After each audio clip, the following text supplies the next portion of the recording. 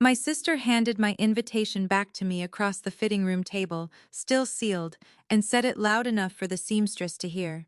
"You're not on the list, Harlow." Mom agrees. A divorced sister at the head table looks like a warning label. The salon smelled like steam and hairspray. Camille was standing on the little carpeted platform in front of 3 mirrors. So there were 4 of her looking at me, and only 1 of me looking back. Her gown had a train that 2 women were holding off the floor, like they were carrying something asleep. My name was printed on the envelope in gold. She had written it herself, back in November, at my kitchen table, with my pen. Our mother didn't look up from her coffee. She just said, "Don't make it a thing. People ask questions at weddings. It's one day."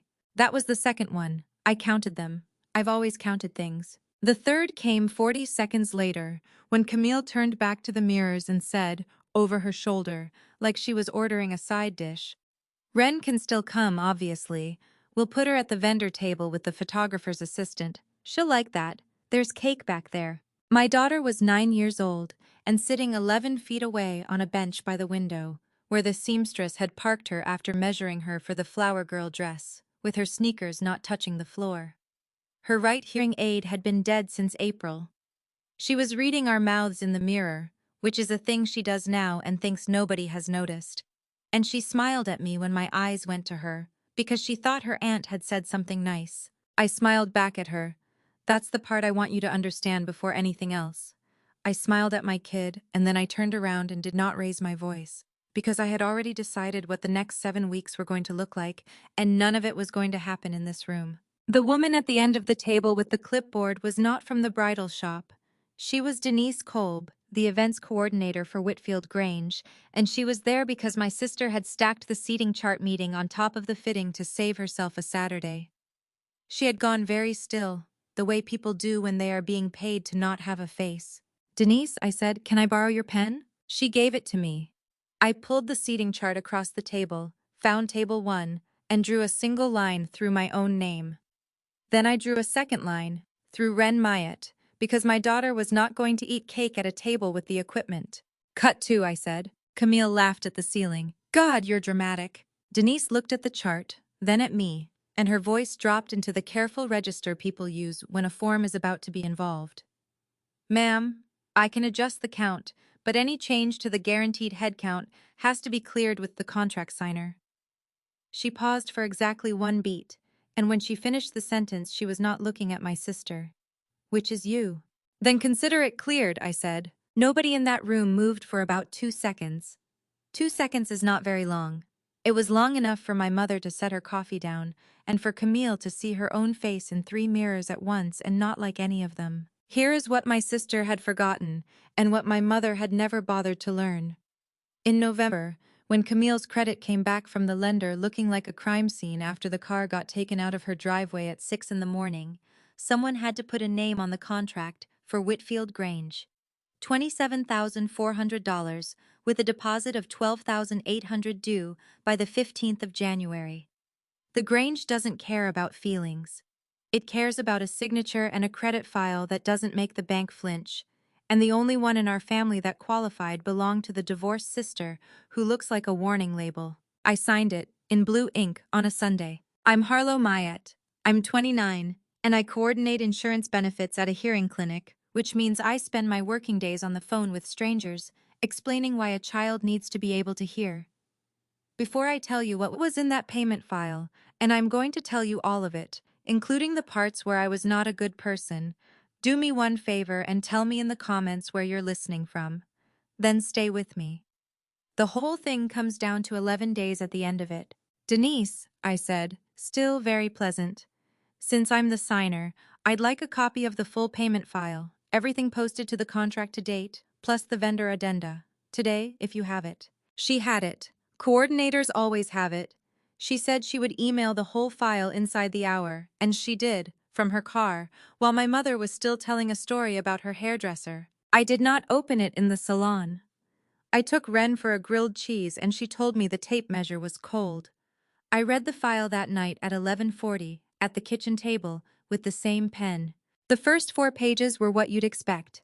Contract, writer, bar minimum. Then the payment ledger, which is just a column of dates and a column of amounts, and a column that says where the money came from. And it was that third column that made the kitchen go quiet in a way that kitchens don't usually go. 3 transfers, 3 different wedding vendors, and every one of them had come out of an account I could recite in my sleep, because it was opened in April of last year with my daughter's name on it, and because $780 of my ex-husband's money lands in it on the 1st of every month. It was my daughter's account. I did not call anybody that night. I did not scream into a towel. I was patient, and patience is the thing people get wrong about me. Let me back up 14 months, and I'll keep it short, because the past is not where this story lives. My marriage ended in March of 2025. It ended quietly and expensively, the way most of them do, and Aaron and I came out the other side of it as 2 people who are polite about pickup times. He pays child support every month and has never once been late, and I want that on the record, because he is not the villain here, and I got tired a long time ago of people assuming the villain in a woman's life has to be the man who left. In April of 2025, 3 weeks after it was final, my grandfather's life insurance paid out, and the $22,000 he had left, his only great-grandchild had to go somewhere a 9-year-old couldn't reach. Our settlement agreement put Aaron's $780 a month into the same place. And my mother, sitting next to me in a courthouse hallway, holding my coat, being wonderful, said she'd take the custodian slot so the money couldn't get tangled if my finances ever went sideways. I said yes. I said thank you. I remember being grateful in a way that made my throat hurt, because it felt like proof that my family still thought I was worth catching. Diane Fenn, custodian. My daughter's name on the account, my mother's name on the signature line.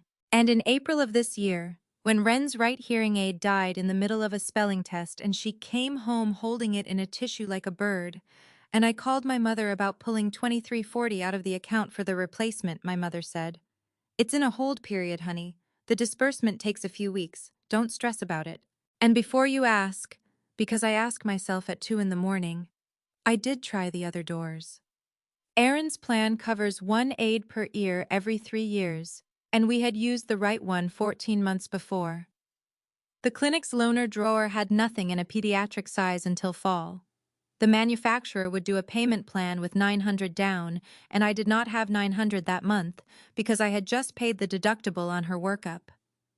The school put an FM system in her classroom, which is a wonderful thing in a classroom and does nothing at all on a playground. Every road ended in the same place. There were $22,000 in an account with her name on it, and one person holding the pen. 6 weeks, then 8, then a fitting room in May, and a sealed envelope, and a seating chart, and a ledger with my daughter's account number printed on it 3 separate times. $23,600. I sat there a long time. I didn't cry. I want to be honest about that, because I think you're expecting me to say I cried. And I have cried plenty in my life, including twice in a parking garage over a man who wasn't worth the parking. But that night I did the other thing. I got a legal pad. I wrote the date at the top. I wrote down what I knew, and under it, what I could prove, and under that, what I could get. Camille's wedding was 49 days out. The part I needed was the last 11. Upstairs, my daughter was asleep with one ear against the pillow. Her better one, the way she always sleeps, so the world can't get in. The wooden horse she carved in art class was on the nightstand with the legs still uneven. I stood in her doorway for a minute and made 3 promises in my head, and I'm going to tell you all 3, because everything that happens from here comes out of them. The first was that nobody was going to take that money from her twice. The second was that I would not say one word about it to my mother or my sister until I had every page. And the third was the one I'd take back, if I could take back only one. Monday morning. I called out of work for 2 hours and stood in line at the county family court records window behind a man returning a jury summons. I want to say something about that line, because it matters. There is nothing dramatic about it. It's a hallway with a vending machine that only takes exact change and a bulletin board with a flyer about a fatherhood class. Nobody is having a revelation in that hallway. You just stand there with your ID out and your kid's date of birth memorized, and when you get to the window you say, in a normal voice, "I'd like certified copies of the support order and the full disbursement history. $11. She stamped them in front of me. The stamp made a sound like a stapler. I sat in my car in the parking structure and read 14 months of my daughter's money arriving on the first of every month. On time, every time, from a man. Everyone in my family had privately agreed was a disappointment.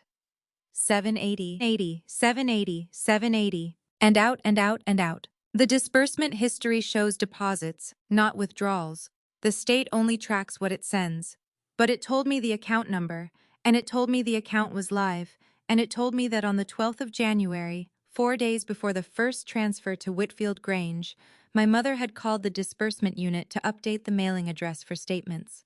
To her house. I sat there long enough that a woman knocked on my window to ask if I was leaving the space. The second thing I did was write a letter, and I want to be very clear about what kind of letter because this is the part where people expect me to have done something clever and illegal. I didn't. I wrote a demand for accounting. Under the Transfers to Minors Act in our state, a parent can demand an accounting from the custodian of a minor's account. A letter like that isn't self-enforcing. I found out later that if my mother had dropped it in the recycling, my next move would have been a petition and 4 months of waiting. That was the whole weapon. A page and a half, printed at the library, sent certified mail with return receipt, requesting a full accounting of all deposits, withdrawals, and disbursements from the date of establishment. I paid $4.80 to make my mother sign for it. Then I went to see a lawyer, which cost $250 for 50 minutes and was the best money I have ever spent, including my wedding dress, which I sold for less. Paulette Ricks has an office above a nail salon and a way of listening where she doesn't nod. I put the payment file on her desk and the certified order next to it, and I told the whole thing in about 6 minutes, because I'd been rehearsing it in the shower. She read for a while, then she said, "Do you understand what a custodial transfer is? It's an account for a minor. It's a gift," she said, "an irrevocable one.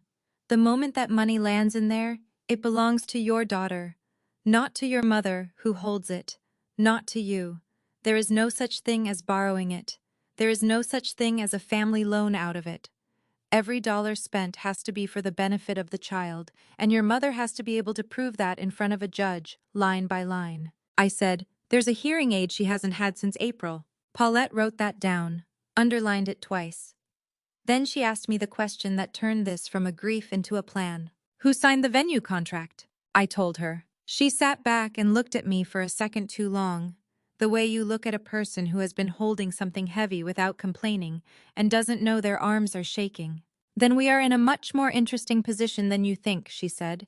"Don't do anything yet. Don't tell them anything. Get me the rest of it." Sunday, I went to my mother's for dinner, and I want you to know I set the table. Camille had brought cake samples in a white box with a ribbon because the tasting had been Friday, and she talked about buttercream versus fondant for 11 minutes while my daughter ate her chicken and watched everyone's mouths. Trevor sat at the end with his phone face down, which is what he does when he's decided to be a piece of furniture. At some point my mother put her hand over mine and said, "Any word on the hearing aid people? Look at that sentence. Look at what it's doing." I said, still waiting on the disbursement. "These things take forever," my mother said and squeezed my hand and passed the potatoes. "If you're waiting for the part where I flipped the table, I never did. Not once, in any of this. But I did notice that my mother had gotten a manicure. And I did notice that Camille's shoes were new.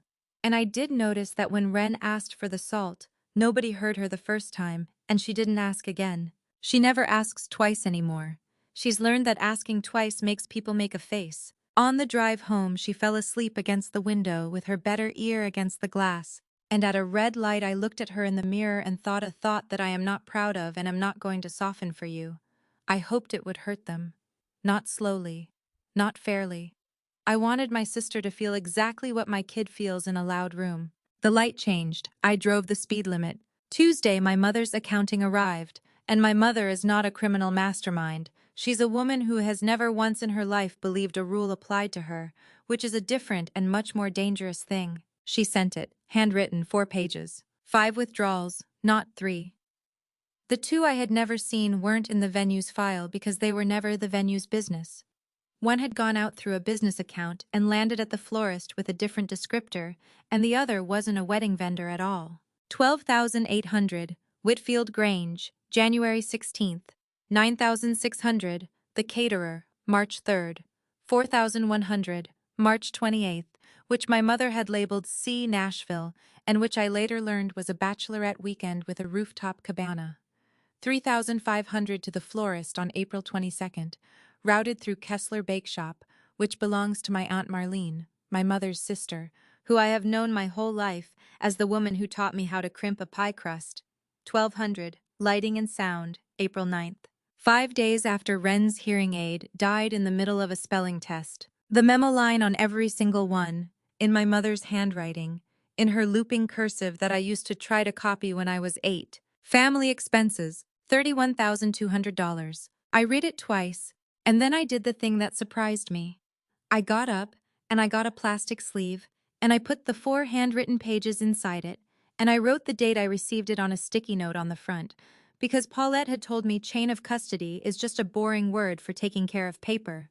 And then I sat back down and thought about the word family, and how in my mother's handwriting it was the shortest word on the page. Paulette read the 4 handwritten pages in her office with the window open and the smell of acetone coming up from the salon. She wrote this herself, she said. She did. With the memo lines. With the memo lines. Paulette put the pages down. Harlow, people spend $40,000 in discovery, trying to get a defendant to admit less than this. Your mother mailed it to you for $4.80. Then she pulled the venue contract toward her and turned to the back, and this is where I learned that the most dangerous document in my family was one I'd signed without reading, on a Sunday, because my sister was crying in my kitchen about a repossessed Elantra. Paragraph 9. Financial responsibility and authorization. The signer, me, was personally liable for the balance, which is the part Camille had understood perfectly. But the signer also held sole authority over the guaranteed headcount, over any addendum, and over which parties were authorized to make or direct payments on the contract. And the signer could withdraw that authorization in writing, with 10 days' notice before the event date, at which point the venue would require the outstanding balance to be satisfied by an authorized party in cleared funds before service. Paragraph 11 was better. If any payment applied to the contract was reversed, disputed, or subject to a legal claim, the Grange could treat the balance as unpaid and hold the date. Every dollar that had touched Whitfield Grange had come out of a 9-year-old's custodial account. How long do I have? I said. Paulette flipped her calendar around. The wedding is June 20th. 10 days out is June 10th. You want the bank claim filed and the civil complaint stamped before you send a single letter, because the second they know, that account gets emptied to $100 and we spend 2 years chasing it. And until then? Until then, she said, you're the good sister. I went to see my Aunt Marlene on a Thursday. Kessler Bake Shop has 6 tables and a case of hand pies, and my aunt has flour in her arm hair permanently. She hugged me. She asked about Wren.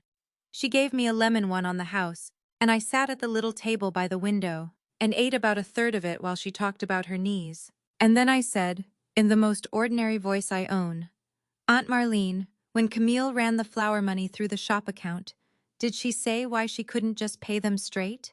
My aunt's hands stopped on the counter. That's all. That's the whole confrontation. I didn't raise my voice. I didn't accuse her of anything. I asked a question with a false floor in it, and my Aunt Marlene fell right through, the way people do when they've been waiting for somebody to ask. She said the account was under a different name, she said. And then, when I didn't say anything, because I have learned that silence is the cheapest tool there is, she said if it went out direct, you'd see it on something. She said it was your mother's money anyway, and you'd make it into a whole thing. She wiped her hands on her apron twice. Harlow, it was $3,500. She's your sister. I said, it was $3,500. I finished the pie. I paid for a second one to take home, and I left cash on the counter even though she pushed it back, because I did not want to be in anyone's debt that month. On the sidewalk, I wrote down the date and the exact words in my phone while they were still fresh, which is what Paulette had told me to do, and I want to tell you that I felt powerful, but what I actually felt was tired in my back teeth, because my aunt had just told me my sister planned the hiding part first. 2 days later, the group text, Camille, hey, since you're not coming and you're honestly saving like a $220 plate, do you think you could throw in $2,000 for the bar? It's the one thing that's short and Mom already put in so much. My mother, 90 seconds later. That's a lovely idea. I looked at that for a long time in a grocery store parking lot with the ice cream going soft. I typed, let me think about it. Then the second fitting, which is the one I dream about. I wasn't invited to it. I was there because Ren had a flower girl dress that needed a hem, and Camille had wanted her in it since Christmas. And my daughter had been practicing walking slowly down our hallway for 5 months with a laundry basket for a basket. Camille came out of the back with the seamstress and looked at Ren on the platform and tilted her head. Okay, so, she said, the thing is the device. Ren's hearing aid is beige. It sits behind her left ear, her better one, and it is roughly the size of a lima bean. It catches the flash, Camille said to me, over my daughter's head. Marguerite showed me the test shots and there's this little glare like a spark in every single one. And it's the aisle, so it's like 60 frames. It's the whole set. My mother said, could she just take it out for the ceremony? I said, then she can't hear the ceremony. And my mother said the sentence I'm going to be hearing when I'm 80. She said, it's 20 minutes, Harlow. Don't make it a thing. Camille was already moving on, hands up, generous, magnanimous. She can still be in the family photos after, obviously. I just think for the aisle we go with Trevor's niece. She's 5, and it's easier. My daughter is 9 years old and she reads mouths and mirrors. She was looking straight into the three-way glass while they said all of it. She saw her aunt's face say device. She saw her grandmother's face say 20 minutes. She got down off the platform by herself, holding the dress up so it wouldn't drag, and she came and stood next to me and put 2 fingers through my belt loop, which she has done since she was 3, and she said quietly, in the flat, careful voice she uses when she's decided not to cry in public, Mom, I don't have to be in it. I don't want to make it a thing. I have been divorced. I have been fired. I have been left. I have sat in a courthouse hallway holding my coat. That was the worst minute of my life. I got her dress off her and hung it back on the rack myself. And I said thank you to the seamstress. And I took my kid for a grilled cheese for the second time in a month. And in the car she asked if Grandma was mad at her. And I said, no, baby. Grandma's not mad at you, and that was the last lie I told my daughter about my family. That night, after she was asleep, I opened the legal pad and turned to a clean page, and I wrote 1 line at the top, and then I called Paulette and left a voicemail with 3 words in it. File everything Monday. There were 31 days until the wedding. I had already stopped thinking of it as my sister's wedding. In my head, from that night on, it had a different name, and the name was a date, June 10th. That was the day my authorization letter could be sent, and not 1 day sooner, and everything between that Thursday and that Wednesday was just a hallway I had to walk down while smiling. I intended to smile the whole way. Here is what Paulette told me on the phone Monday, and it is the single most useful sentence anybody has ever said to me. The law is slow on purpose, and slow is fine, as long as you are the only one who knows the clock started. We built it in pieces over 3 weeks. A petition in family court to remove the custodian and compel a full accounting. A civil complaint for conversion and breach of fiduciary duty, naming my mother as custodian and my sister as the person who received and spent the funds. A written notice to the bank, on lawyer letterhead, describing unauthorized disbursements from a minor's custodial account, the kind of letter that doesn't accuse anybody of a crime and makes a compliance department feel a draft under the door. None of it was going out before June 8th. That was the whole plan. Everything stamped the 8th and the 9th. The authorization letter to Whitfield Grange on the 10th, exactly 10 days out, exactly as paragraph 9 allowed, not 1 day early. 19 days of being the good sister. I got very good at it. I liked the ring. I liked the cake. I asked about the pergola. When my mother said the disbursement people were dragging their feet, I said, they really are. The shower was the 4th Saturday in May, at Trevor's mother's house, which has a pool nobody swims in. I brought a gift, a set of good sheets, the heavy kind, because I have opinions about sheets. Camille opened it forth and said, oh, practical. And everyone laughed the way people laugh at a bridal shower, which is a sound like a small appliance. Later I was in the kitchen refilling the lemonade, and through the pass-through window I heard my mother talking to 2 women she plays cards with. And honestly, we love her, but you can't have that at the head table. It's an image thing. You're looking at the pictures for 50 years. One of the women said, is she taking it hard? And my mother said, Harlow doesn't take things. That's her whole personality. Both women laughed. I stood there with a pitcher of lemonade in my hand, and I want you to understand that I was not devastated. I had passed devastated somewhere around the third week of May, in a bridal salon, with a 9-year-old holding my belt loop. What I felt in that kitchen was closer to relief. It's easier when they say it out loud. It saves you from wondering whether you invented it. I carried the lemonade out and I filled my mother's glass first. Then, on the drive home, I did the thing that ended it. I sent one text to the family group. I said, "I've been thinking about the bar. I'd rather not do cash, but I'll take the lighting balance off your hands instead. It's $200, and it's the one line still open in the file, so I can just pay the vendor direct this week. Also, I'm not coming, and I mean that with no hard feelings. I want the day to be beautiful. If it helps, I'll keep Trevor's niece at my place the night before, so his sister can be at the rehearsal, and I'll drop her off in her dress in the morning." The response was immediate and enormous. Camille sent 5 texts in a row.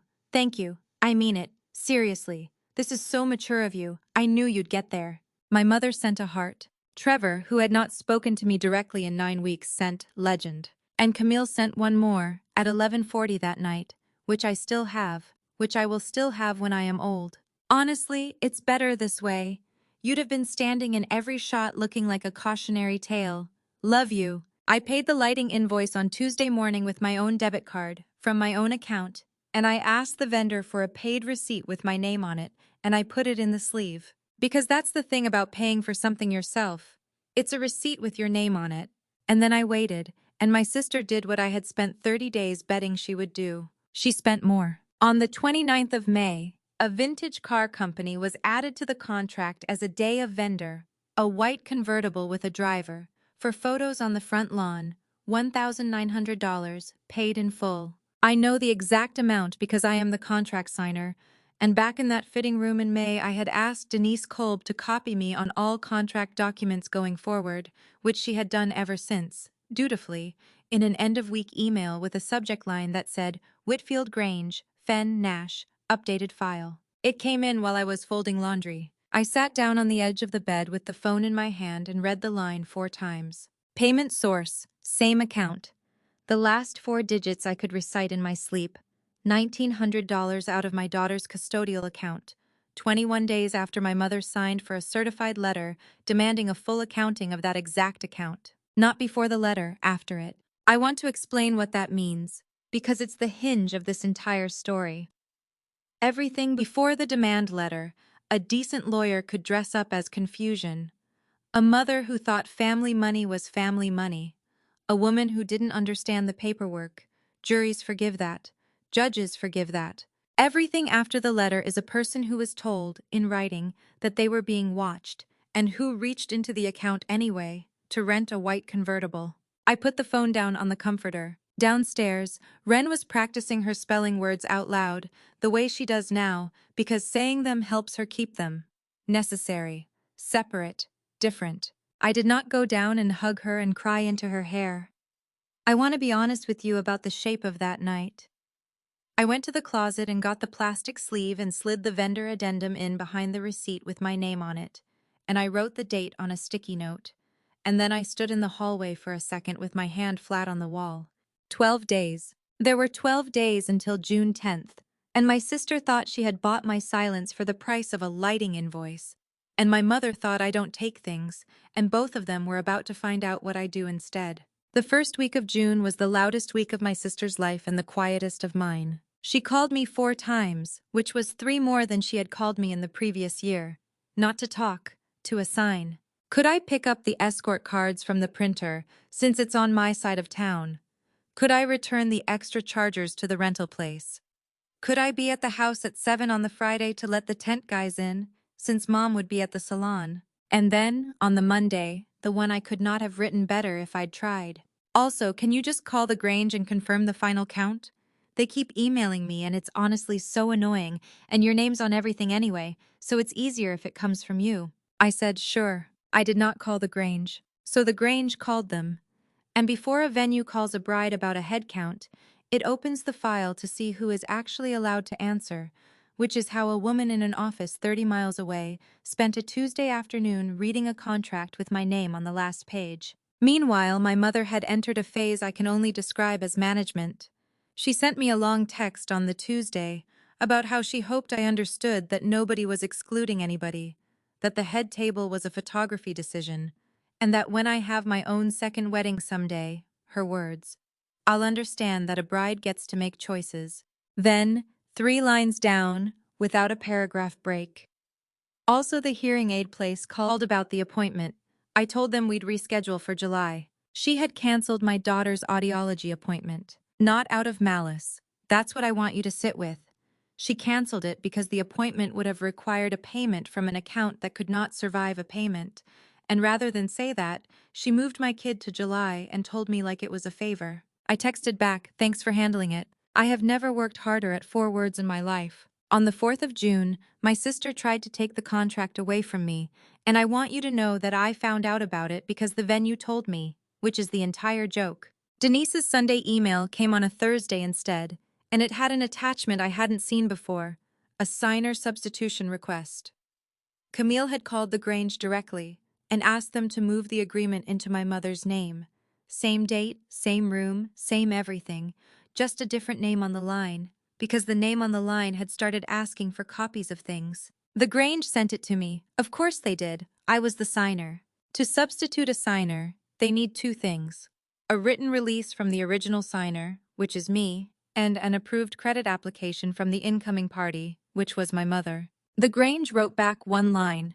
The substitution could not be approved. They didn't say why, and they didn't have to. I knew exactly what my mother's file looked like, because I was the reason my sister had needed mine in November. I read that email standing at my kitchen counter with a dish towel over my shoulder, and I want to describe the feeling accurately, because it wasn't triumph. It was something closer to vertigo. For a month, I had told myself a version of the story in which my family took the money because they were desperate and stupid and didn't think it through. That email ended that version. You don't try to swap a signer on the 4th of June unless somebody has noticed that the signer is holding the only door. They knew. They'd known since the fitting room, when I asked for the file. I did not respond to the substitution request. Not yes, not no. I let it sit in a folder marked pending on somebody's system at Whitfield Grange, because an unanswered request is a request that is still open, and a request that is still open is a paper trail with a date on it. 6 days later, when the certified letter went out, that request was still sitting there. Denise put it in her file too. She told me so months later, in a parking lot. And then she said something I've thought about since. That in 9 years she'd never once had a client try to change a signer that close to a date, and that when a person tries to change the locks, it's usually because they've already decided what they're going to do inside the house. June 8th was a Monday. Paulette filed at 9:15. The petition to remove the custodian and compel an accounting went in first. Because it involved a minor's property, the court appointed a guardian ad litem for Wren the following week, a retired third-grade teacher named Ada Prewitt, who came to our house twice and asked my daughter better questions than anyone in my family had asked her all year. The civil complaint for conversion and breach of fiduciary duty went in 11 minutes later, naming Diane Fenn as custodian and Camille Fenn as recipient, with the handwritten accounting attached as Exhibit A in my mother's own looping cursive, with the memo lines she'd written herself. The notice to the bank went out by courier at 10. I was at work. I processed a prior authorization for a 71-year-old man's cochlear implant mapping, and I ate a yogurt at my desk, and at 2:40, my phone buzzed with an email from Paulette that said, in its entirety, stamped, all 3. I put the phone face down and went back to the man's paperwork, because it was going to make him able to hear his wife, and that mattered more that afternoon than anything happening in my family. By Tuesday morning, the bank had done what banks do, which is nothing dramatic and everything at once. A restriction on the account pending review of the claim. No withdrawals, no transfers. A letter to the custodian of record.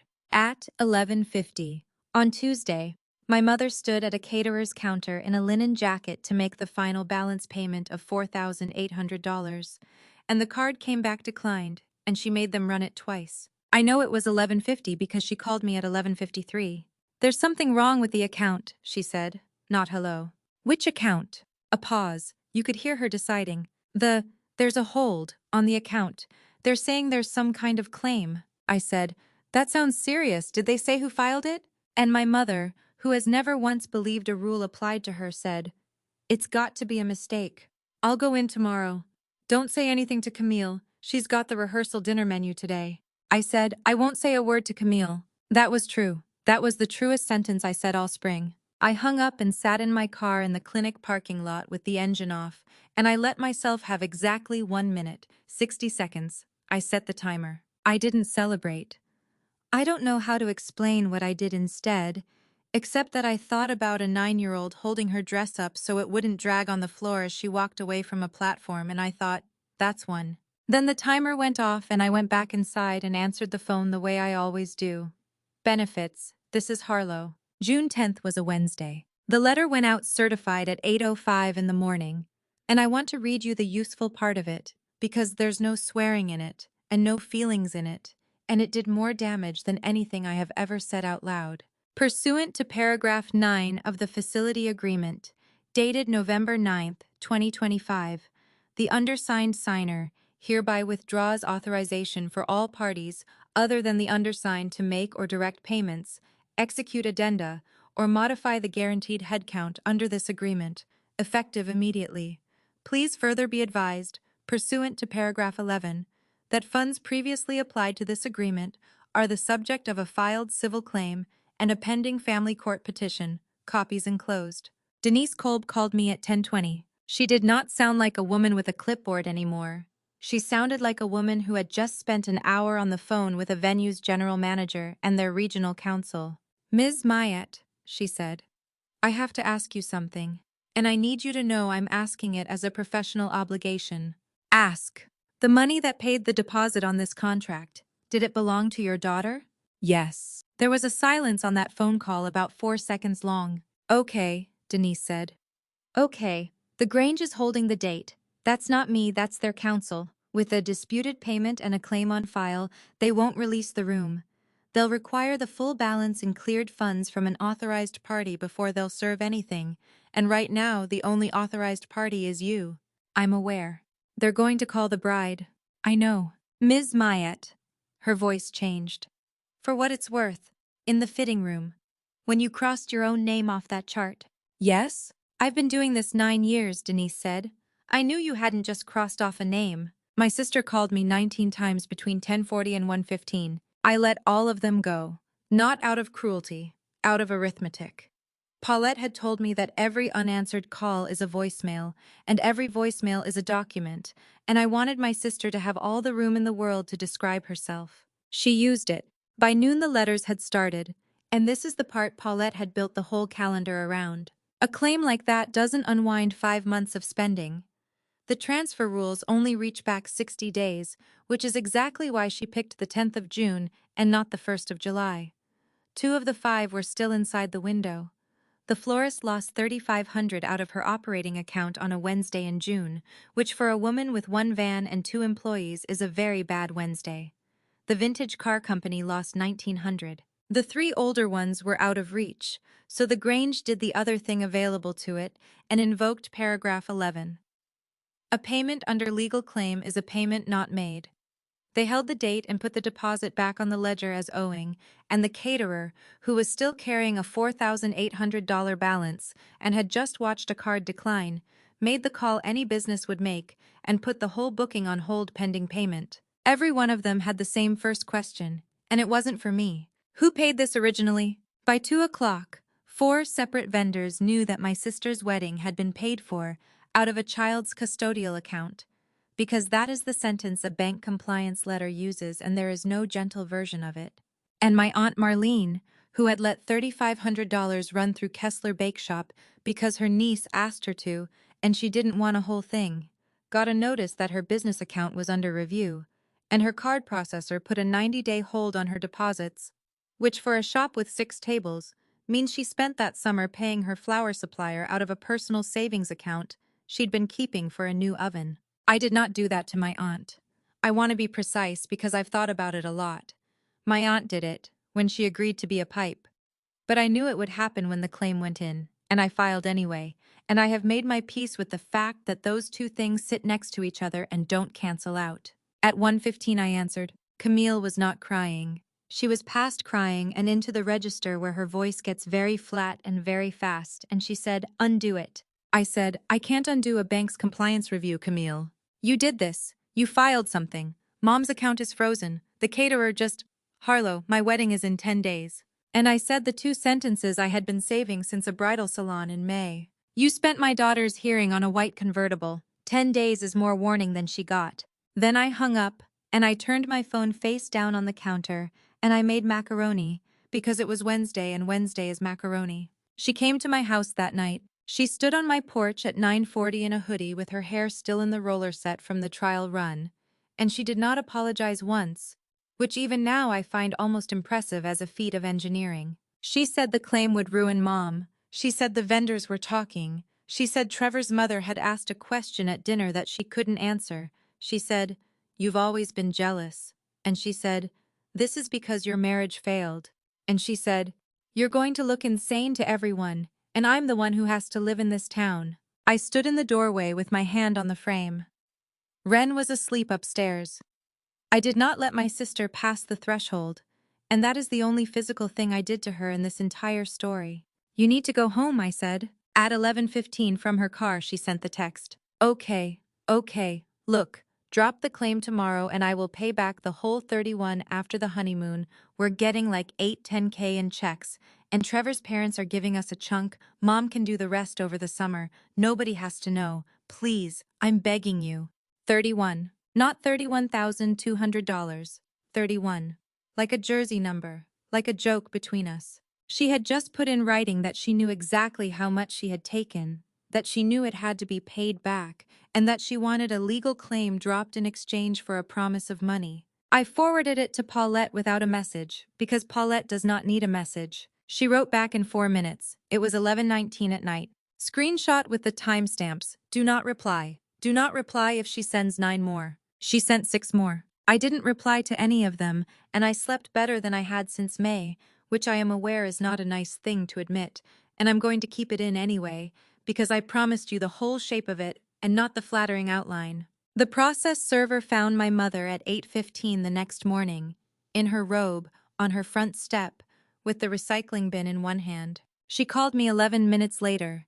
She did not say hello that time either. She said one word, and it wasn't my name. She said, "Ren?" Because the caption of the petition has my daughter's name in it. In the matter of the custodial account of Ren Myatt, a minor, it's the first line. You can't miss it. "Yes," I said. And my mother, who had told 2 women over a card table that I don't take things, said, in a voice I had heard exactly twice before in my life, "Harlow, what did you do?" I said, "I asked you for an accounting and you sent me one." It took 3 days for the first thing to fall that had nothing to do with me. Trevor's mother called me on the Sunday. Lynette Nash and I had spoken maybe 6 times in our lives, mostly about parking. "I'm going to ask you a direct question," she said. "And I'd like a direct answer because my son has been giving me a runaround since Thursday. Is it true that the deposit came out of your daughter's account?" "Yes." "Was there a court order attached to that money?" "Yes. Support routed by the court held for her." Lynette was quiet for a second. Then she said, "Trevor signed something in March, an addendum. Do you know what it said?" "I did because I had a copy because I am the signer." "It added 40 covers and a bar upgrade," I said. "He signed it as a responsible party. He's personally on the hook for that piece."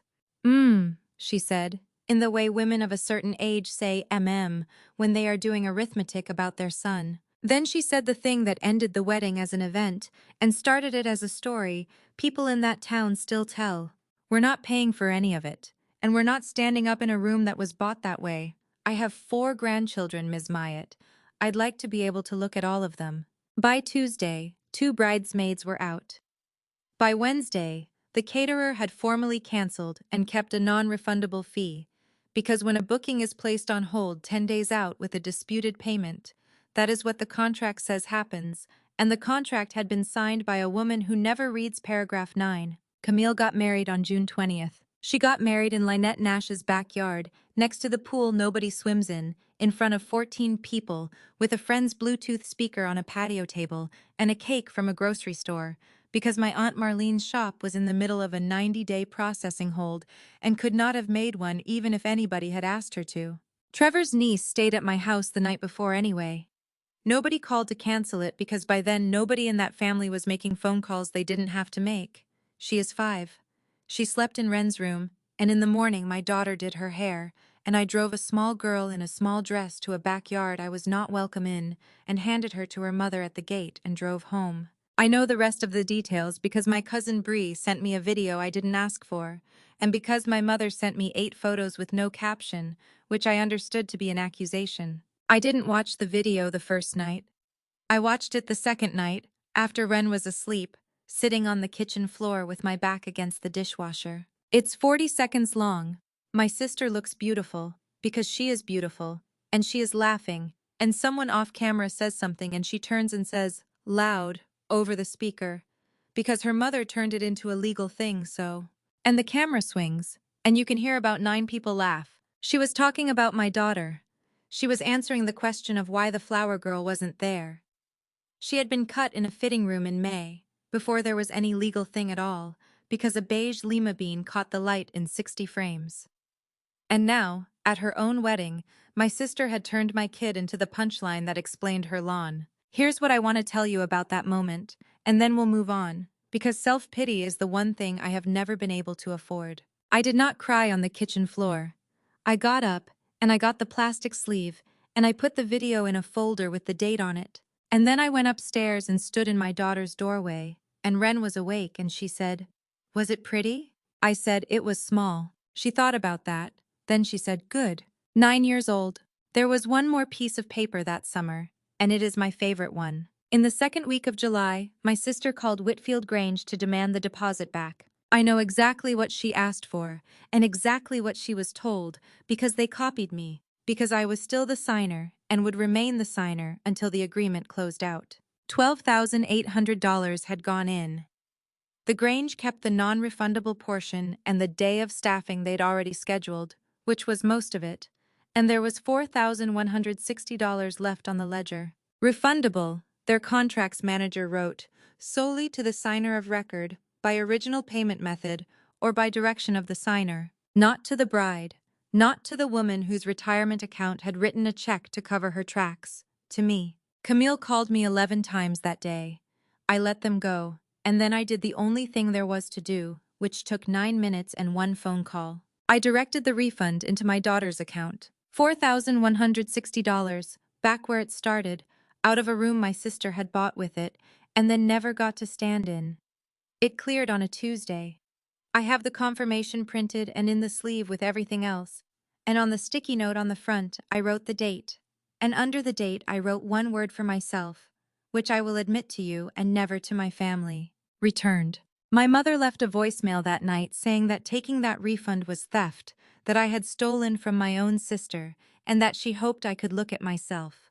I saved it. It's 91 seconds long. Paulette has a copy. I did look at myself, actually, that same night, in the bathroom mirror, brushing my teeth like a person, and what I thought was, they still believed the money was theirs.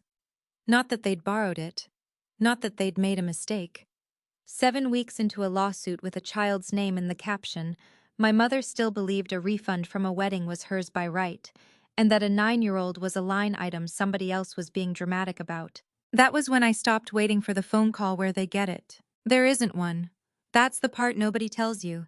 You do all of it. The certified letters, the hearing, the transcript, and the apology never comes, because an apology requires the person to have understood, and understanding was never the thing that was missing. Willingness was. The rest of that summer was institutions, and institutions are boring, and boring is what winning looks like when you've done it correctly. The county prosecutor's Consumer Protection Division opened a file in early July after the florist and the caterer both complained, not about me, about the payments. That file is what put a copy of the civil complaint in front of the State Insurance Licensing Board, because Trevor Nash held a broker's license and a signed addendum with his name on it as a responsible party, and because a licensee is required to answer questions about financial trustworthiness when they're asked. 2 carriers terminated his appointment in August, which they can do on 30 days' notice and no explanation at all. The board's inquiry closed in the fall with a letter of reprimand and 12 months of probation on his license. Not a suspension, which is what he tells people, because probation with no carrier appointments is a worse year than a suspension and harder to say out loud. I didn't lose that because of me. He lost it because in March, he signed a piece of paper to get 40 more guests, and never once asked where the money was from, and then spent the summer telling anyone who'd listen that he hadn't known, which is the exact answer that makes a licensing board tilt its head. And in the middle of all of it, I did 2 things I have never told my sister about, and I'm going to tell you, because they're the only part of this I'd want read out loud at my funeral. The first is that on the 11th of June, the day the reversals hit, I called the photographer. Marguerite Oyalaran is 24 and had booked my sister's wedding as her 4th. She had turned down another job for that date. When the booking collapsed, she was out the $840 she had been promised, and a Saturday in June she had turned down 2 other jobs to hold, and she cried on the phone with me, a stranger, at 4 in the afternoon. I paid her the $840 out of my own account, my money, my name on the receipt. She tried to argue. I told her the truth, which is that she was the only person in this entire mess who had done her job and gotten nothing for it. And that if I let one honest 24-year-old eat a loss so that I could feel clean, then I'd have spent all spring becoming the thing I was fighting. The second thing is the letter I signed in August, and we'll get there, because it belongs at the end. My mother's lawyer called Paulette twice in July, with the same offer both times. Diane would repay the money over 60 months, no interest, if we withdrew the petition to remove her as custodian. 60 months, 5 years, my daughter would be 14. I said no, and Paulette asked me if I was sure, and I said the sentence I'd been carrying since a bridal salon in May. She can pay it back or not pay it back. I'm not letting her hold it. They called it a family meeting. It was the second Sunday in July, at my mother's house, and I knew what it was the second I pulled up and counted the cars. My Aunt Marlene's, my Aunt Deb's, my cousin Bree's, which surprised me, and Camille's, back 3 days from a honeymoon that had been 10 nights in Cabo in the brochure and had ended up as 4 nights in a rented cabin 2 hours north with a hot tub that didn't work. They had arranged the living room like a hearing. 1 chair facing the couch. I sat in it. I put a folder on my knees and I did not open it. My Aunt Deb went first and said this had gone far enough. My Aunt Marlene, who I love, and who had spent the summer paying a flour supplier out of her oven savings, would not look at me and said only one thing the entire hour. It's just so much. My mother did the closing. She had prepared. She talked for 11 minutes about how she had raised 2 daughters alone, and how a family is not a business, and how there is no court in this country that can measure what she gave up, and how a person who drags her own mother in front of a judge over a bookkeeping matter has to live with what that does to the little girl watching. Then Camille said, from the arm of the couch, in the flat, fast voice, "You're teaching her to hate us." And I opened the folder. I didn't hand it to anyone. I just opened it, on my knees, and looked at the top page, which was a photocopy of a handwritten sheet in my mother's cursive, and I read one line out loud, in a normal voice, the way you'd read a grocery list. April 9th, $1,200, lighting and sound, memo, family expenses. Nobody said anything. I closed the folder and stood up and said, "That's all I came for." I wanted to hear it in a room with witnesses. And I left, and my cousin Bree walked me to my car and said quietly, "I didn't know about the account." And I believed her. And that mattered more later than either of us expected. 4 days after that, my sister did the thing that decided the hearing. Ren does a summer program at the rec center on Tuesdays and Thursdays. Pickup is at 4. On the Thursday, I was 11 minutes late because of a train, and when I came through the doors, the program director was standing with my daughter, and there was a note in her hand and a look on her face. Camille had come at 3:40 and asked for Ren by name. They didn't release her, because my sister is not on the list, because after May I had taken everyone off the list except me and Aaron. But the rec center's rooms open onto a courtyard, and my sister stood at the fence for about 4 minutes and talked to my daughter through it. The director wrote it all down in an incident log, because that is what a good program director does, and she read it to me while my kid held my hand. My sister had told a 9-year-old that her mother had taken money from Grandma and gotten a lot of people in trouble, and that Ren was the only one who could fix it, and that all she had to do was tell her mom to stop, and then everybody could come to Christmas. Ren had said, and this is in the log, in the director's handwriting, in quotation marks, "You're not supposed to talk to me without my mom." Then she'd walked back inside. I want to tell you I stayed calm. I did stay calm, in the building. I stayed calm in the car, and I stayed calm through dinner. And after Ren went to bed, I went out to the driveway and stood next to my car in the dark for about 20 minutes, not doing anything at all. Then I went inside and emailed the incident log to Paulette. She called me back at 7 the next morning, and her voice had something in it I hadn't heard in 3 months. "Harlow," she said, "don't do anything with this. Don't post it, don't send it to your family, don't tell your mother you have it." I wasn't going to. I know, I'm saying it out loud anyway. A pause. Judges hear about money all day. Money is Tuesday.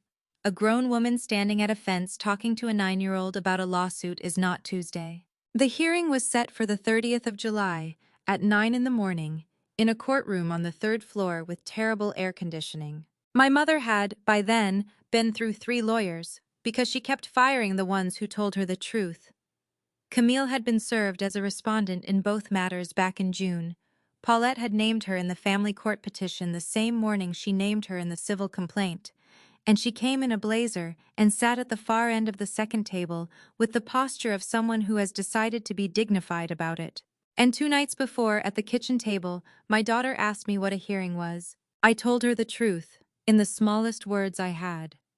That a judge was going to look at what happened to the money that was hers and decide who takes care of it now, and that she did not have to come, and that nothing about it was her job. She was quiet for a while, turning the wooden horse over in her hands. "The legs are uneven." She made it in art class in February and glued the tail on twice. Then she said, "Can I come anyway?" I said, "Why?" And my daughter said, "Because it's mine." My mother came to my door the night before the hearing, and she brought a cashier's check. $31,200, drawn the week before on the equity line against her house, made out to the custodial account of Ren Myatt, a minor. She held it the way you hold a plate you've carried too far. "There," she said. "It's all of it, every dollar. I want you to see that I did it before a judge made me." I looked at the check on my porch light for a good 10 seconds. "Thank you," I said.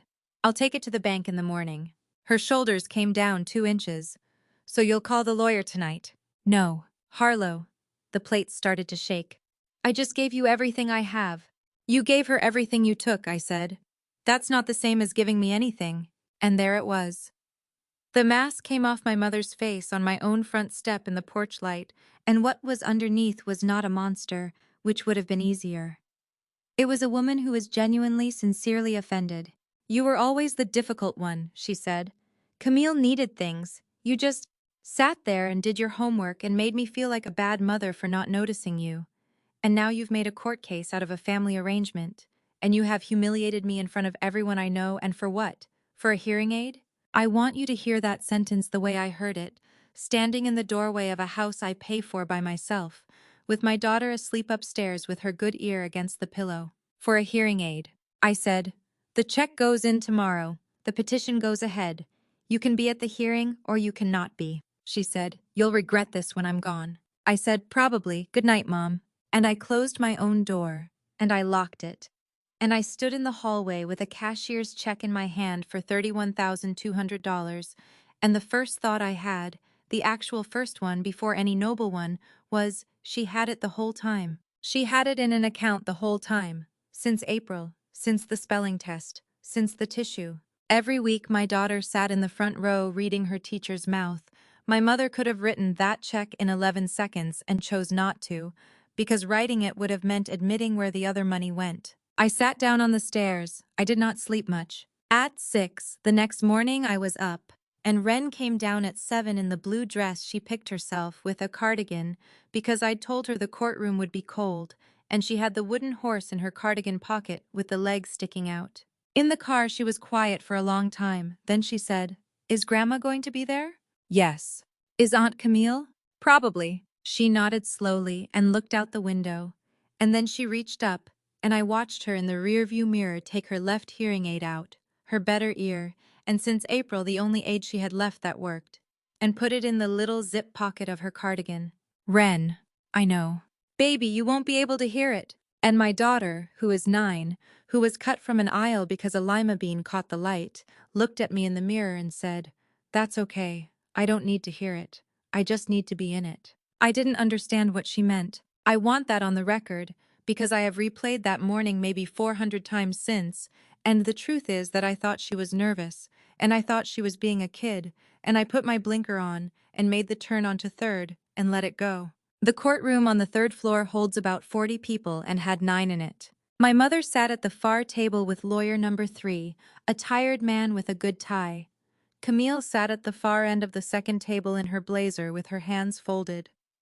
My Aunt Marlene came and sat behind me, which I did not expect, and did not turn around to acknowledge, and have thought about 100 times since. It took 50 minutes, and almost none of it was dramatic, and I want to walk you through it exactly, because everybody imagines a courtroom as a place where someone shouts, and what it actually is a place where a woman reads her own handwriting out loud.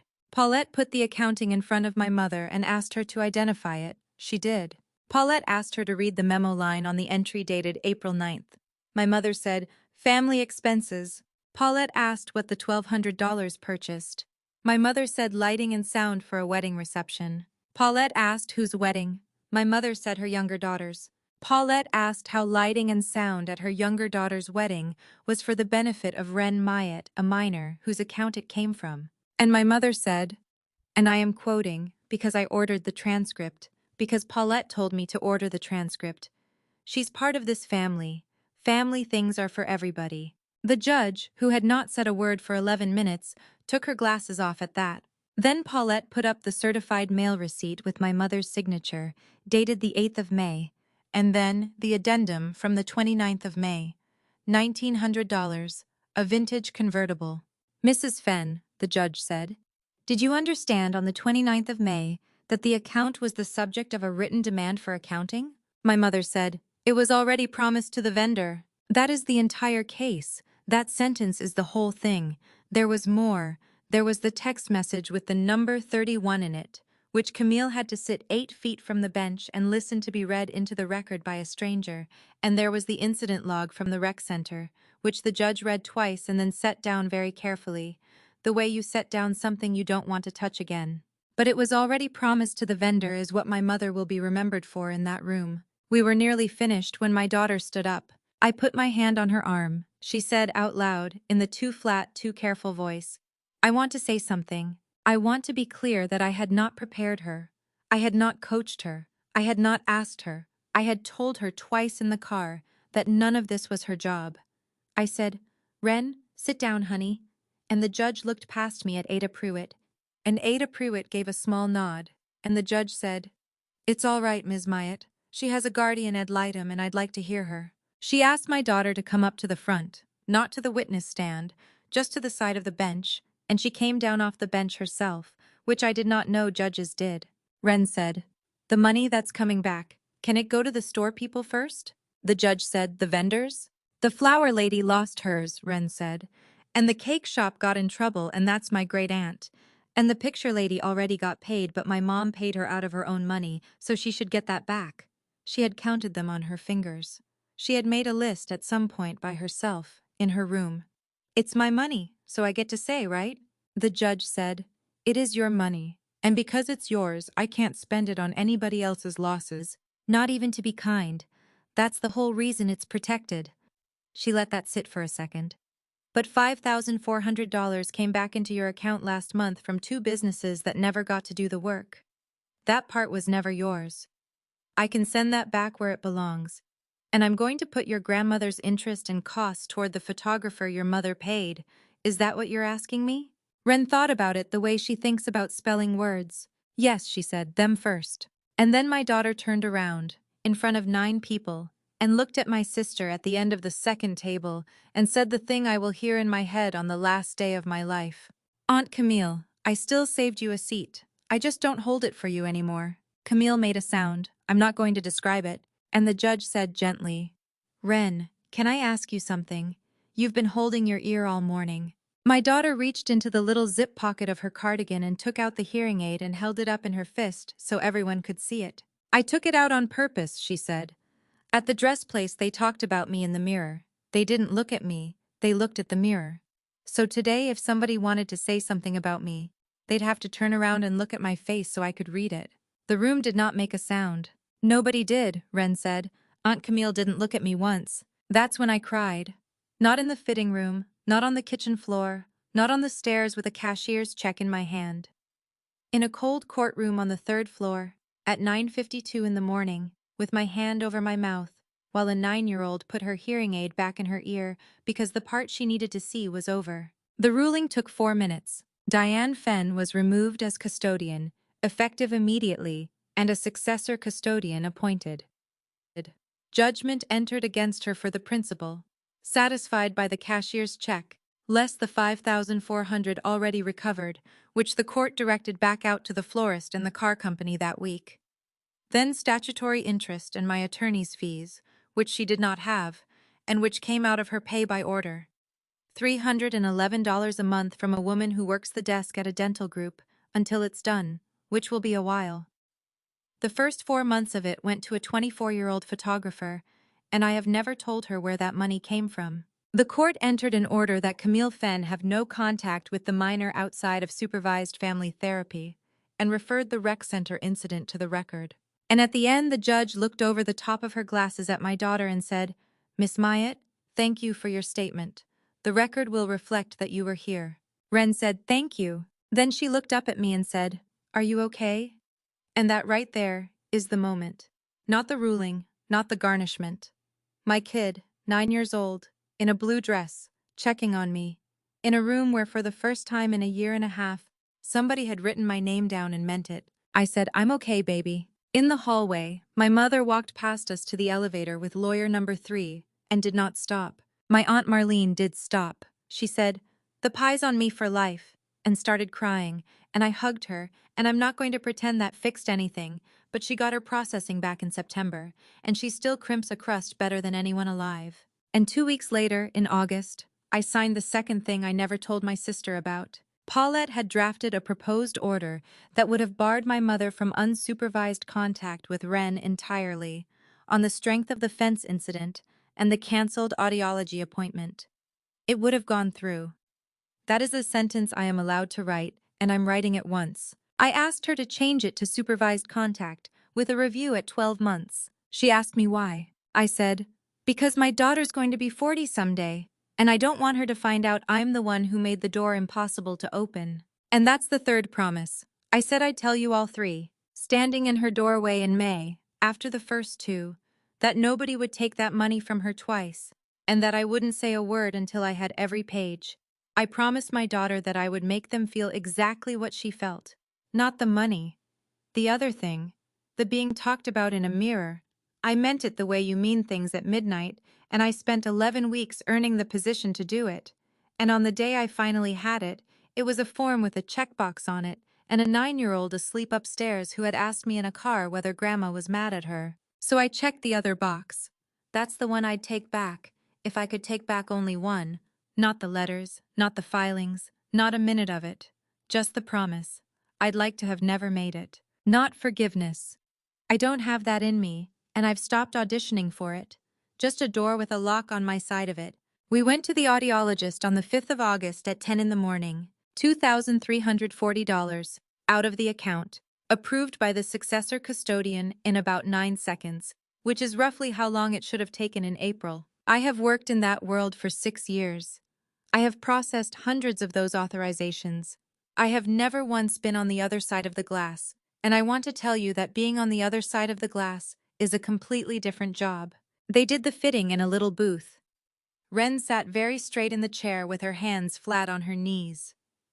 The audiologist ran the tone sweep and did the fine adjustment and asked her to say when it got clear, and my kid, who had spent 4 months of her life reading mouths in mirrors and never once complained about it in a way that cost anybody anything, said, "Now, that's it, right there." Then we went out to the parking lot and she stopped walking. Just stopped, halfway between the door and the car, with her head tilted. I said, "What?" And she said, "There's a bird." There was a bird. There had been birds in that parking lot every day since April. I stood in a hot parking lot in August next to my daughter, while she listened to a bird she'd been unable to hear since a spelling test in the spring, and I put my sunglasses on, and neither of us said anything for a while. And then she said, "Can we get grilled cheese?" And we did, because that is apparently how this family marks every single occasion. It's late November now. I'll tell you where everybody landed, because I think you've earned it, and because in my experience, people always want to know about the money, and then discover they actually wanted to know about something else. My mother pays $311 a month by wage assignment, and will until the fall of 2029. She is no longer custodian of anything. She was offered supervised contact once a month, and she came to the first two and then stopped coming, because being supervised with her own granddaughter was, in her words, humiliating. She tells the version where a bookkeeping matter was turned into a court case by a daughter who was always difficult. Two of the women from the card table still believe her. The third one sent me a note in September that said only, "I'm sorry, I didn't know," and signed her full name like a document. Camille and Trevor are still married. They live 40 minutes north in a two-bedroom because his broker's license came back suspended for 12 months in October, and a suspended broker gets a call center job like everybody else. 4 vendors in this county will not take a booking from her, which sounds small until you understand it's the same 4 vendors everybody uses. She has never once, in 7 months, said the word sorry to me or to my daughter.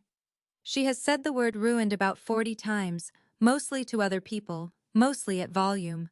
The supervised therapy sessions the court ordered before she can see Ren again, she has scheduled 2 and attended 0. The white convertible is the only thing in this entire story that got returned in the condition it was borrowed in. My Aunt Marlene got her card processing back on the 19th of September and cried about it into a bowl of buttercream. She comes to my house on Sundays now. She has never asked me to forgive Camille, not one time, and I think that's the most loving thing anyone in my family has ever done for me. My cousin Bree is the reason Ren has cousins at her birthday. Marguerite Oyalaran shot my daughter's 10th birthday in October and refused to be paid, and we argued about it in a driveway for 10 minutes, and I lost, which I have decided to allow exactly once. Her business is fine. Her business is better than fine. It turns out that a florist and a caterer and a photographer all telling the same story about who did right by them is worth more than a wedding. Aaron pays $780 on the first of every month and has never been late, and last month he asked me, carefully, whether he should have noticed something sooner, and I told him the truth, which is that none of us noticed, because my mother was very good, and because I wanted to believe her. The account has $39,420 in it. Ren knows the number. She checks it the way other kids check a game score. And my daughter is 10 now. She wears 2 hearing aids, the new one and the old one, and she picked teal for the new one on purpose because, her exact words, "If it's going to show up in the picture, it might as well be a color." She sanded the legs of the wooden horse down even in September and gave it to me for my birthday. It sits on my desk. It's the only thing in this house I would go back into a fire for, other than the obvious. She says she's going to be an audiologist. Not a doctor, not a vet, not an astronaut. An audiologist. She says it the way you'd say your own address. And last week she told a woman at the pharmacy that she's going to work with kids. Because kids don't know how to say what they can't hear yet. The maples on our street went orange in the middle of October, and every day after school she walks under them from the bus stop with both ears on and her head up. So here's where I leave it. I spent a long time believing that the way to keep a family was to be the one who never asks for anything. The one who signs and pays and drives and takes it. And it turns out that's not being loved. That's being useful. And there's a difference. And the difference is whether your name is on the list. If you're the one in your family who always signs and never gets a seat, I'd like to hear from you. Where are you listening from? And what's the thing you keep signing? Tell me in the comments. I read them. Thank you for staying with me all the way to the end of this one.